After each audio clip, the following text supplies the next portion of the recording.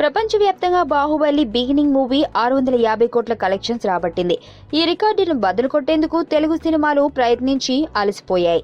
తాను నెలకొల్పిన రికార్డును తానే బద్దలు కొట్టాలని దర్శక ధీరుడు ఎస్ఎస్ రాజమౌళి బాహుబలి కంక్లూజన్ ని తెరకెక్కిస్తున్నారు. ఈ మూవీ అత్యధిక కలెక్షన్స్ సాధించే అన్ని మార్గాలపై దృష్టి సారించారు. ఇప్పటికే విదేశాల్లో రిలీజ్ చేసేందుకు సన్నాహాలు పూర్తి చేశారు. మన దేశంలో తెలుగు, తమిళం, మలయాళం, హిందీ భాషల్లో విడుదల చేయడానికి సిద్ధమయ్యారు. అయితే కర్ణాటకలోనూ భారీ ఎత్తున విడుదల చేయాలని కొన్ని రోజులుగా జక్కన ప్రయత్నిస్తున్నారు. అక్కడ డబ్బింగ్ సినిమాలకు అనుమతి లేదు. తెలుగులోనే రిలీజ్ చేసుకోవాలి. ఇలా చేస్తే అక్కడున్న తెలుగు వారు మాత్రమే చూస్తారు.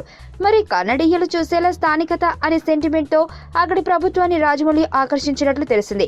దర్శక ధీరుడు ఆంధ్రప్రదేశ్లోని కోవూరులో పుట్టిన చాలా కాలం కర్ణాటక ప్రాంతంలో పెరిగారు. ఆ అభిమానంతోనే అక్కడి ప్రభుత్వం పద్మశ్రీ ఇప్పించింది. ఇప్పుడు తన రూల్స్ కూడా మార్చుకోనుంది. డబ్బింగ్ సినిమాను ప్రదర్శించడానికి వీలు కల్పిస్తుంది. అది కేవలం బాహుబలి 2 చిత్రానికి మాత్రమేనట. ఎందుకంటే రాజమౌళి మన వ్యక్తి.